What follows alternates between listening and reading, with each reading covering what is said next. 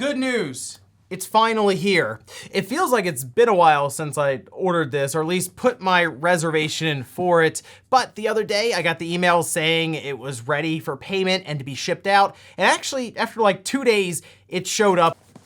We finally got to take a look at the Steam Deck. Now, I did already open it up so I could plug it in, charge it, and download a couple of games, but for the most part, I haven't had any time at all really with it. So this is gonna be kind of an unboxing and some very, very early impressions on the Steam Deck itself. I think I'm gonna have a couple of videos on this. We have to do a teardown, obviously. And then I kind of wanna talk a bit about some emulation with it. So a lot of stuff to look at here with the Steam Deck. Guys, if you enjoy these videos, make sure you hit that like button, helps out a ton. And if you're new here to the SpawnWave channel, make sure you subscribe down below, and we're gonna start with today's sponsor. Today's video is sponsored by Fixture and the S1. Using the Switch in handheld mode can be uncomfortable at times, and using the standard Joy-Con controllers is limiting, especially with those joysticks. I really like the Switch Pro controller, and using the Fixture S1 allows me to mount the main unit of the Switch to the controller and use it while on the go. It's actually a really clever idea that works well with the hinges, letting you adjust and position the Switch for the best view and comfort. It takes just a few seconds to clip everything together and holds the Switch firmly using the railings that are already installed on each side. It also folds up very easily, and they have a Fixture carrying case that makes things pretty convenient to travel around with. The Switch Pro controller remains as my favorite controller to use on the Switch, and the S1, along with your Switch, turns it into the ultimate Nintendo Switch portable experience. Currently, the S1 is compatible with the original model Switch. The S2 is on the way that will be compatible specifically with the new OLED model. Use the link below and code SpawnWave at checkout to save $5 on your purchase. Thanks to Fixture for sponsoring today's video. Big shout out to Fixture though, making all the handheld dreams come true. But let's take a look at this Steam Deck. So I tried to put it back together how it like showed up here when I first got it, but obviously there's tape all over the place, and there was a bag in here as well covering it up. But they start out by just showing off the charger. Make sure you plug it in, turn it on with the power button. Some pretty basic stuff there.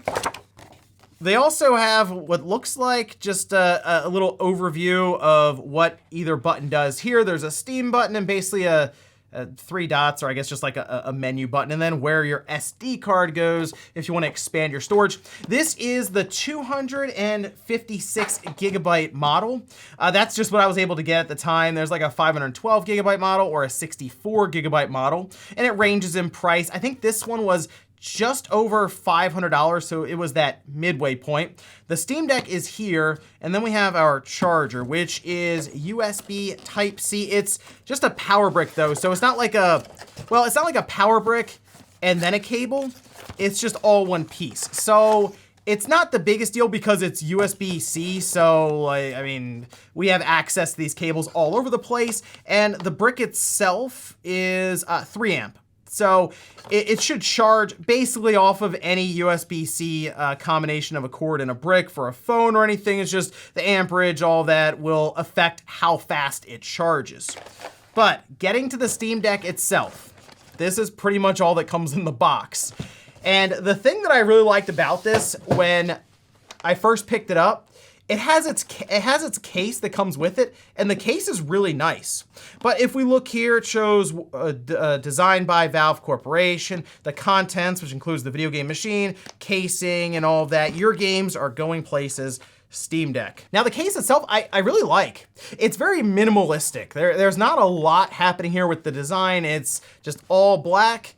And then it has kind of the Steam Deck logo right here, and that's sort of it. We do have like a handle at the top here, and it looks like kind of like this, I don't know, just this strap here. I guess you could attach something. But then we have 2 zippers that opens up, and we have our Steam Deck.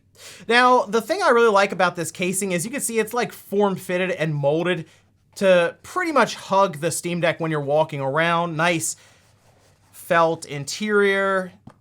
It's pretty sturdy, and you can even see it sort of cups the analog sticks here. So when you actually close it up, it doesn't move around really at all. And I've seen cases like this go for like $30 or $40. So the fact that Valve just includes it with the Steam Deck is nice, but it also admits to me that they understand this isn't exactly a pocket-sized system, and it's not. It's a very large device. In fact, if we sort of compare it to a bunch of other things, it'll kind of put it in perspective. That could be a whole video on its own, just putting the Steam Deck next to different things. But like, if we start out with the Game Gear, I mean, look at the size of this thing compared to the Game. Okay, yeah, this is like the smaller Game Gear, the one that was sold out of Japan with some games built in. If we actually put the Game Gear next to it, which, I mean, the Game Gear is not exactly a small system. In fact, it's criticized a lot for its heft and its battery life. Yeah, the Steam Deck kind of makes it look a bit more pocket-sized. The big comparison that's being drawn across the internet is the Switch, and you put it next to it, and once again, the Steam Deck is quite a bit larger. I mean, I guess for like size comparison from top to bottom there, it's not too bad, but when you get from side to side, it's, yeah, it fits on the Steam Deck pretty easily. If you pick it up also, and looking at the thickness, again, it's not like night and day massive or anything, but yeah, the Switch is a bit thinner there. We also have it next to the Switch Lite here, which, I mean, the Switch Lite's smaller than the regular Switch. So again, it's gonna be quite a bit smaller and more portable. I think the best comparison so far is with the Wii U gamepad, which is closer. It's actually larger when you hold it up, like right on top of it. But once again, the Steam Deck is quite a bit longer, but again, comparatively, if you just want to maybe get a feel for the size of the Steam Deck and you're trying to figure out what to compare it next to, yeah, go ahead and pick up a Wii U gamepad. I also have a Vita we'll put right here, and a Game Boy Advance that will drop right there. And you know what? We'll also go ahead and just set the very requested N-Gage right next to it. Now, with all those size comparisons out of the way, we understand it's not exactly a pocket-sized device. So I want to just sort of look around the system itself very quickly. Like I said, we have the Steam, and we have like this little menu button here, 2 speaker grills, a very large 8-inch display. It is all glass on the front, so screen protector or anything there to make sure it doesn't get shattered or any of that. Has 2 touchpads. These work with haptics as well, so they will kind of give you a nice little nudge or vibration as you are moving around them. Think of it as the Steam controller that came out. If you've used that, it's similar in that regard. We have 2 analog sticks here that do feel very, very nice, very fluid motion, and they have different pads on top that are supposed to be able to detect if you are touching these at all. So that's kind of interesting. A, B, X, and Y are at the top right, and then we have a D-pad at the top left that does pivot, so it has a nice point in the middle there that I can feel as I press around. It's kind of a mushier D-pad. It's not like a tactile one or anything like that. Then we have 2 other buttons at the top here. And the weird thing about this, these are kind of mushy. So is A, B, X, and Y. So is the D-pad.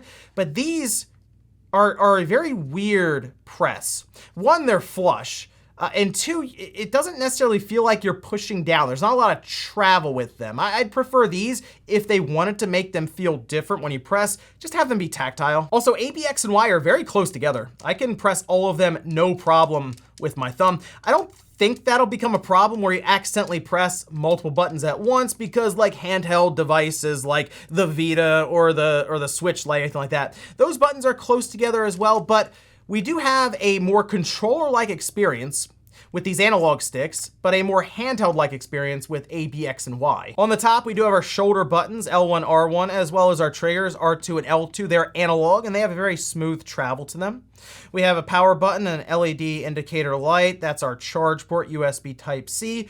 Volume up and down buttons, and then we have our headphone jack, and this is our vent for air as it comes in through the back. It expels out the top. On the back, we have the Valve logo here. It's sort of imprinted into the back plastic, which I've also noticed this back plastic, while it is a matte finish, does seem to show off like fingerprints or any oils you may have on your fingers or hands at the time. We do have a couple of back buttons here, some macro buttons you can set up yourself, L4, L5, R4, R5, and then this is our intake vent right here, and otherwise all of the screws are exposed. They're not like capped off with stickers or anything. Then the last piece is the bottom here, where we have an SD card slot that's just completely open. I think in a future revision, I'd prefer to see Valve have some sort of like plastic door that covers this up. On the Switch, for example, we do have like a kickstand that covers up, just something to keep debris out. All right, let's go ahead and finally power this on. I haven't had a chance to play much of this at all. I mostly just wanted to get on here, set up the account that I already have for Steam, download a few titles, and then check them out here with you guys like in real time to give some of my impressions on it. I wanted to do this as quick as possible though, so I could start just playing some games, then eventually do the teardown and all of that. The screen itself looks pretty good. It's an 800p screen, so when you play these titles, they're gonna be playing like 720p or so, somewhere in there, which should help out with frame rate. Now this is the 256 gigabyte model, and I think I've mostly filled it up. I have Control, Metal Gear Solid 5, Metro Exodus. I did grab RetroArch, but it looks like it's gonna be a bit more involved to get things like GameCube games playing. Skater XL, and then I grabbed Sunset Overdrive. To my knowledge, Control, Metal Gear Solid 5, Metro Exodus, Skater XL are all like set up and fully compatible with the Steam Deck, whereas Sunset Overdrive is unfortunately not quote unquote compatible. However, that doesn't necessarily mean it won't work. It just means there might be some extra steps you have to go through to set up controls or graphical settings. I'm gonna go ahead and launch Skater XL. This is a game that I play a ton. I mean, I played it on consoles a lot. I played it on PC quite a bit, even before its release happened. So when I realized, oh, this can actually be a handheld game now, it was pretty compelling to think about. I thought this was supposed to go to the Switch. They just haven't done it yet. But I did add the frame counter in the top here. And this is kind of neat the way they do this. So here I am in Skater XL. Let me see if I can, yeah, cool, I can see it through the camera. Great. And it works really well with the current settings that just out of the box as soon as I start it up. Getting 60 frames per second pretty much the whole way.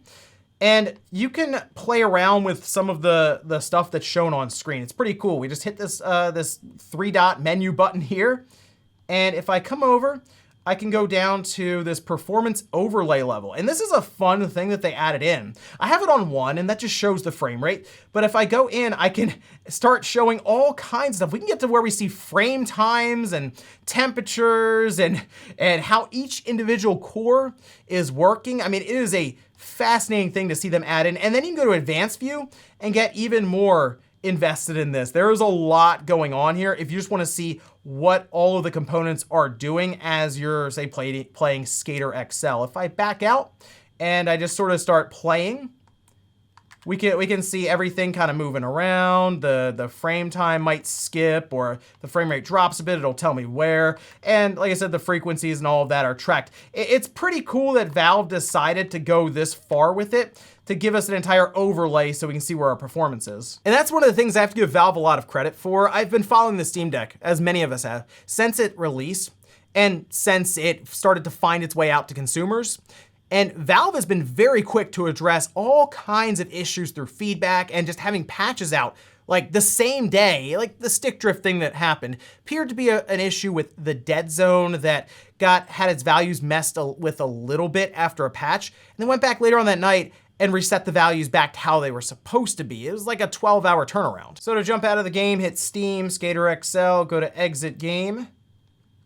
There we go. And we can jump back here, and I'm thinking we'll start up Metal Gear Solid 5. All right, so we're into Metal Gear Solid 5. I'm just kind of on like the HQ right now, the home base.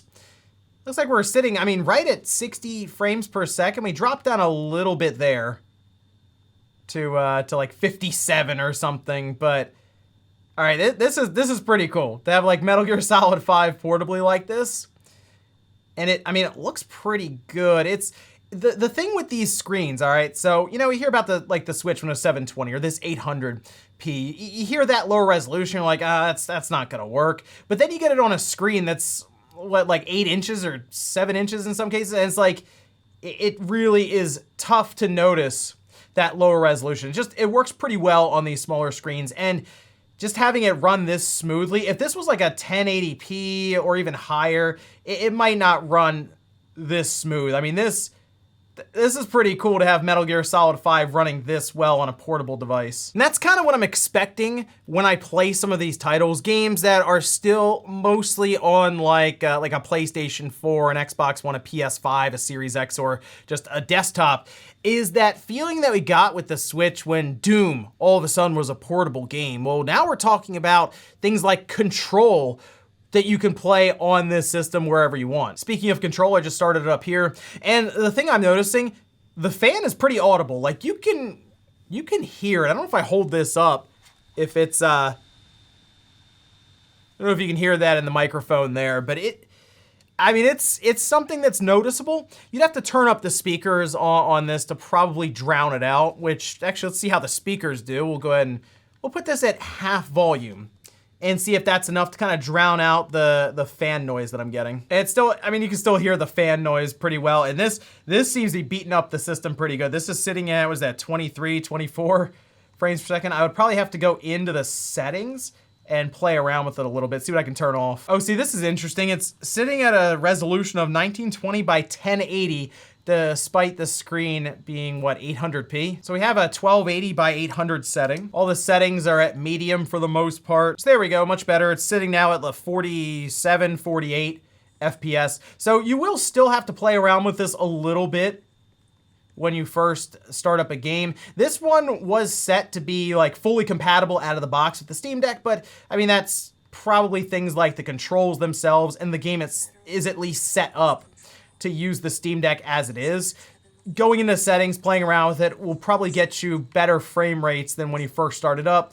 Like this being 1920 by 1080 makes no sense to use that in handheld mode, considering the screen isn't that high of a resolution to begin with. And I mean, you just hear the fan continue to ramp up as I've played it here, and it's expected with some of these games that are going to be a bit more demanding on the system. Games like Control are pretty tough to play, even for higher end GPUs when you start getting into high end settings and ray tracing and all of this. Also, I like that they have everything separated, so you have like the games that I have installed, you have all your games, so if you go to like my entire library there, and then you have just what's great on the Steam Deck that's in your library. So they've at least separated it out some, so you don't have to kind of like wander through your library and try to figure out what has this little green check mark. They have them already sorted at the top. I'm also getting a lot of feedback for like the haptic rumble that they have here, and it's pretty nice. It's not like a violent rumble like the Xbox One or PS4 controller. It is closer to what we have right now with the Switch or the PS5 DualSense. See, Metro Exodus put it at 1280 by 800 right out of the box. So that seems to be the resolution you want to go with. So right out of the gate, we're sitting between 50 and 60 FPS. This is still sort of an enclosed area though. So we'll see how this does when we get outside. I will say the size of the Steam Deck, I think, has at least played in well enough with like the grips on the back and all of that to be a bit more comfortable to use. It is a heavier system, so there might be just some overall fatigue if you're just kind of sitting here holding it up like this without resting your arms on something, but I think if you have larger hands, the Steam Deck will actually work pretty well for you. This does look pretty cool though, visually, having like this on a handheld, because Metro Exodus itself is a really good looking game, and after that opening sequence with all the different creatures you're fighting, it still looked really good. Even at like the 1280 by 800, again, the smaller screen really helps to hide a lot of the deficiencies that you introduce that low of resolution, and all of the effects and everything are still in place. It's one of those really cool experiences where you get a game like this as a handheld game for the first time. I mentioned Rumble earlier, just as an example where it's being used when I'm walking around nothing, but when I start to run, I get this like little nudge in the back here for every single footstep, just adding a bit of extra weight to every time you're kind of putting your foot down running. I can feel some heat coming off of this, especially on the back and some on the front with the glass, and I pulled up a bit more information about what's going on, and yeah, we can see we are getting some pretty good stress on the GPU and the CPU here, especially in that scene where there were a bunch of people on screen, and it was almost touching 80 degrees Celsius. We're starting to get into a more open area now, and I'm noticing the frame rates sitting between 40 and 50 pretty much this entire way. So I think if you had it and you're like, I'm gonna go ahead and lock it to say 30, it's above that well enough. I know for the most part, if you're on PC, you're looking for that 60 FPS experience. But as I figured with something like the Steam Deck, where they're trying to take price, performance, all this stuff into account, there's gonna be sacrifices made in different areas. I mean, Metro Exodus itself is a great looking game, but then you get into the idea that this is, yes, running off of a system that is using a battery, and it has full analog sticks, the triggers, and I'm pretty impressed with what I'm seeing so far. You can see we spent 21 minutes in Metro Exodus, and overall the time that I've been playing here is, I'd say, just under an hour. which, taking a look at the battery, 73%. This has projected battery life of 4 hours and 10 minutes. It's been going up since I'm not technically playing a game now, but it would have dropped significantly in the game. I'm thinking what I'd be looking at here for my battery life is gonna be similar to like the original Switch. Not like the red box one, but the original one that launched was getting about 3 hours in Breath of the Wild. This is probably gonna be a bit less if you're playing something like Control or Metro Exodus, but maybe not so much if you're playing something like Skater XL. Also, check this out. When you turn it back on out of sleep, you get kind of this beeping noise, and then it turns on. And then when you go to turn it off and put it in the sleep mode, you get a fun little animation. Little Steam Deck logo kind of winking at you. And I think that's gonna do it here for my initial look at the Steam Deck. There's a lot going on with this device from Valve. Yes, it's a mini PC, but it's also a very compelling handheld system at its price point, starting at $400. There's a lot to go over with it. I definitely want to talk about some of the emulation, which I'm going to look further into, and obviously I want to do a full teardown, so look out for those videos. But if you're someone who did get your Steam Deck, let me know what you think about it down below, or if you're someone who's been maybe considering it, let me know what you thought of it here in this video. Thanks guys for watching, and I'll see you next time.